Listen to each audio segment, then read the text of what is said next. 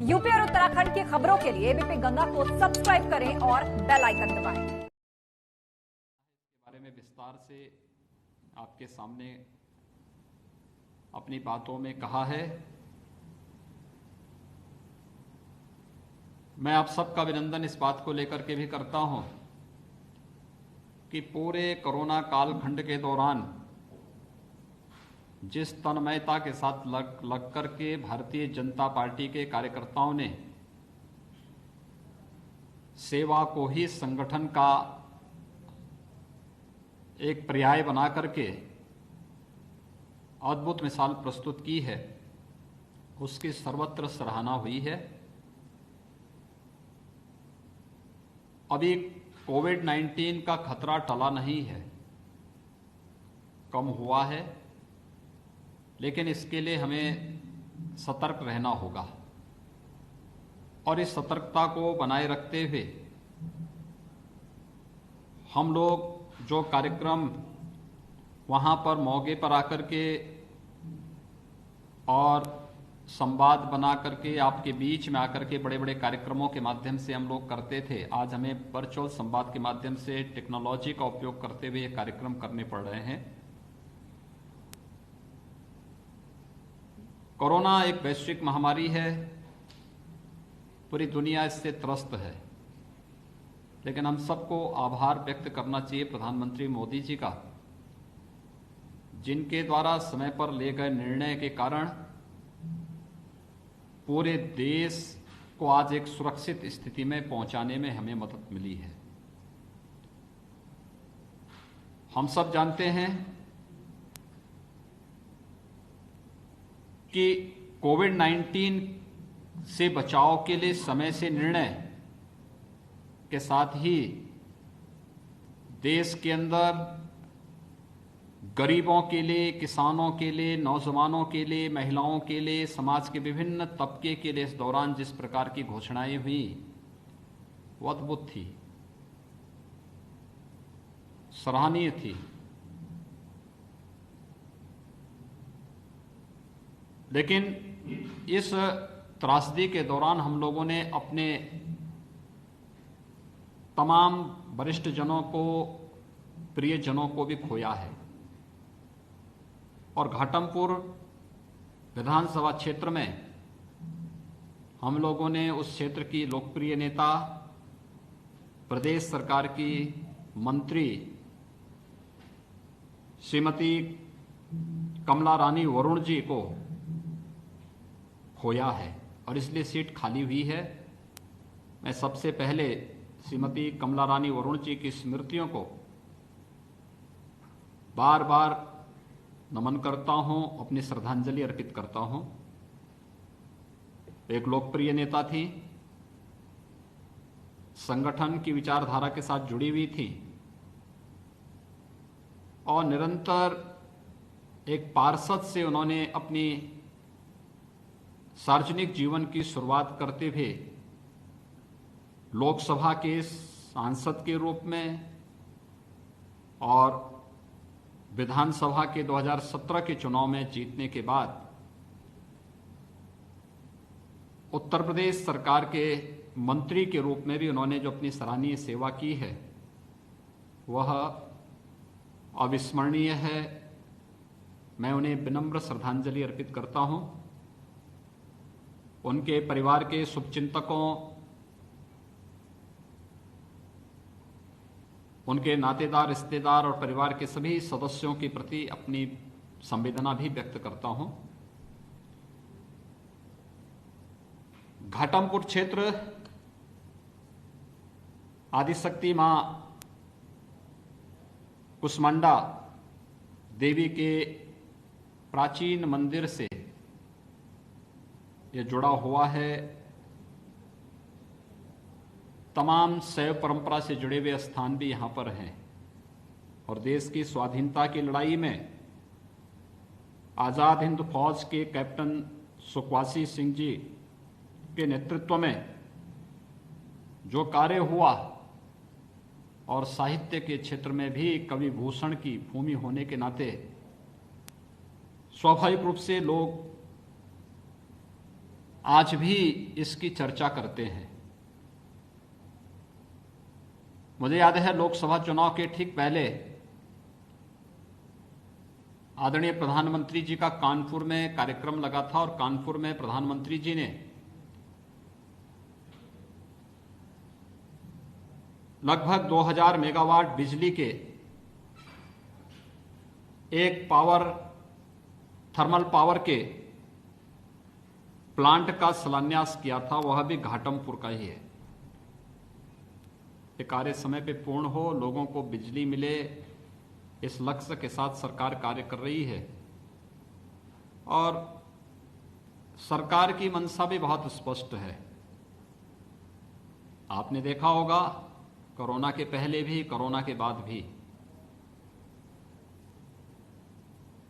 कोविड-19 के दौरान आदरणीय प्रधानमंत्री जी के अनुकंपा से देश के अंदर 80 करोड़ गरीबों को राशन मुफ्त में उपलब्ध कराया गया। प्रदेश के अंदर 18 करोड़ लोग 12 बार राशन प्राप्त कर चुके हैं। 87 लाख वृद्धजनों को, दिव्यांगजनों को, निराश्रित महिलाओं को पेंशन की सुविधा एडवांस में देने का कार्य सरकार ने संपन्न किया। 2 करोड़ से अधिक किसानों को प्रधानमंत्री किसान सम्मान निधि समयबद्ध ढंग से देने की कार्रवाई को भी सरकार ने किया। ये सब कार्य इसलिए संभव हो पाया क्योंकि हमारे पास टेक्नोलॉजी थी। डीबीटी के माध्यम से हर गरीब के खाते में, हर किसान के खाते में, हर निराश्रित व्यक्ति के खाते में, हर निराश्रित महिला, हर वृद्धजन के खाते में पैसा सीधे भेजने की व्यवस्था की गई। टेक्नोलॉजी नहीं होती तो इतनी बड़ी महामारी के सामने हम सब असहाय हो गए होते हैं।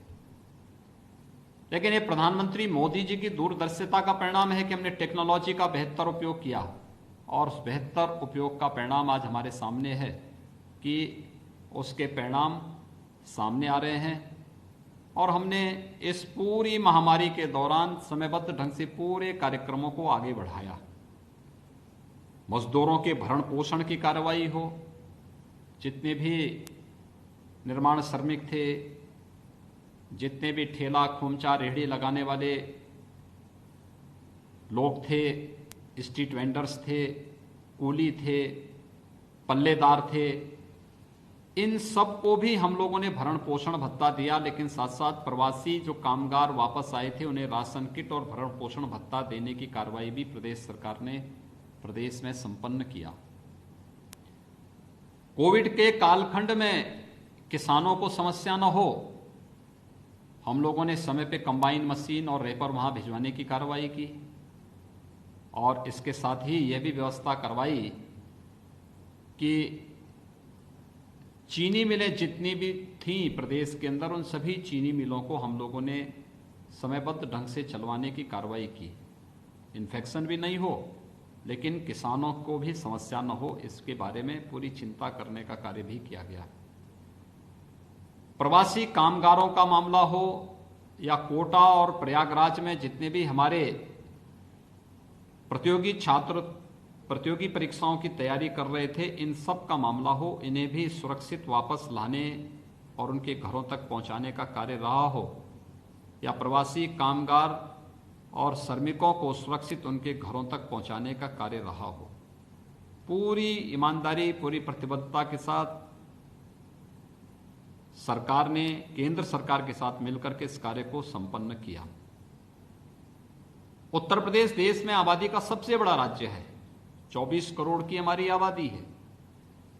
लेकिन अगर आप देखेंगे कोरोना के मामले में देश के अंदर और दुनिया के अंदर बेहतर उदाहरण उत्तर प्रदेश की जनता ने प्रस्तुत किया है। मैं उत्तर प्रदेश की जनता का इसके लिए स्वागत करता हूं, अभिनंदन करता हूं। लेकिन साथ साथ हमने विकास के कार्यों को भी तेजी लाई है। आज हमारा बुंदेलखंड एक्सप्रेसवे युद्ध स्तर पर बन रहा है, कानपुर मेट्रो का काम युद्ध स्तर पर चल रहा है, आगरा में मेट्रो का काम प्रारंभ होने वाला है, पूर्वांचल एक्सप्रेसवे युद्ध स्तर पर बन रही है, गंगा एक्सप्रेसवे के लिए भूमि अधिग्रहण की कार्रवाई युद्ध स्तर पर चल रही है। यानी लगातार इन सभी कार्यों को आगे बढ़ाने के कार्य भी युद्ध स्तर पर चल रहे हैं। कहीं मेडिकल कॉलेज बन रहा है, कहीं पर विश्वविद्यालय बन रहा है, कहीं महाविद्यालय बन रहा है, कहीं पर अटल आवासीय विद्यालयों के माध्यम से निराश्रित बच्चों के लिए उनके लिए आवासीय विद्यालय बनाने की कार्रवाई हो रही है। एक निरंतर चलने वाली प्रक्रिया का इसको पार्ट बनाया गया।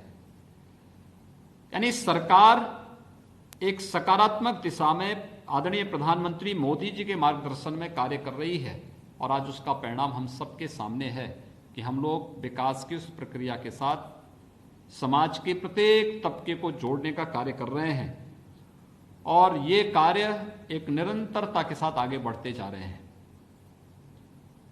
आप सब जानते हैं यही उत्तर प्रदेश है। आज से 3.5 वर्ष पहले उत्तर प्रदेश की स्थिति क्या थी? सड़कों में गड्ढे ही गड्ढे थे, बिजली नहीं आती थी, कानून व्यवस्था की स्थिति अत्यंत खराब थी, सर्वत्र अराजकता का तांडव था और विभिन्न प्रकार से लोग त्रस्त थे। भ्रष्टाचार चरम पर था।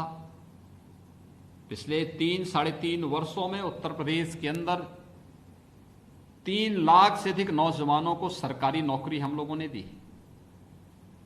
निवेश का वातावरण बना करके जो निवेश उत्तर प्रदेश में हुआ, इसमें 20 लाख से अधिक युवाओं को नौकरी मिली। 1.5 करोड़ से अधिक यूथ को रोजगार, स्वरोजगार और स्वयं के स्टार्टअप स्थापित करने के लिए हम लोगों ने उस प्रकार की सुविधाएं दी। हर एक जनपद के एक उत्पाद को 1 डिस्ट्रिक्ट 1 प्रोडक्ट के साथ जोड़ करके वहां आगे बढ़ाने का कार्य किया।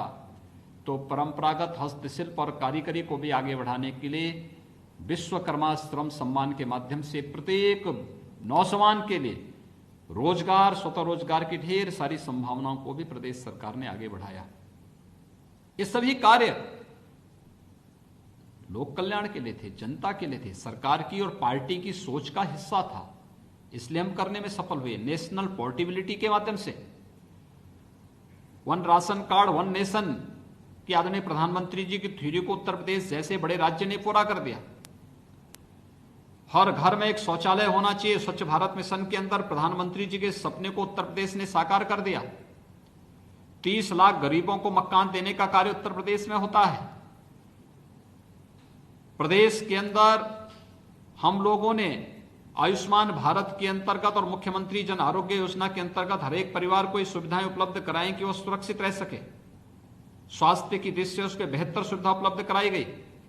याद करिए 1947 से लेकर के 2017 तक प्रदेश में केवल 12 गवर्नमेंट मेडिकल कॉलेज खुले थे और 2016-17 से लेकर के 2020 के बीच में 2 एम्स, 6 पुराने मेडिकल कॉलेजेस में सुपर स्पेशलिटी ब्लॉक की स्थापना, 29 नए मेडिकल कॉलेज के निर्माण की प्रक्रिया तेजी के साथ बढ़ने का कार्य, ये सभी आमूलचूल परिवर्तन, एक बढ़ता हुआ उत्तर प्रदेश, विकास की प्रक्रिया के साथ तेजी से दौड़ता हुआ उत्तर प्रदेश और देश के और दुनिया के अंदर उत्तर प्रदेश की अपनी एक अलग छवि को प्रस्तुत करने वाला उत्तर प्रदेश आज हर एक जवान में है।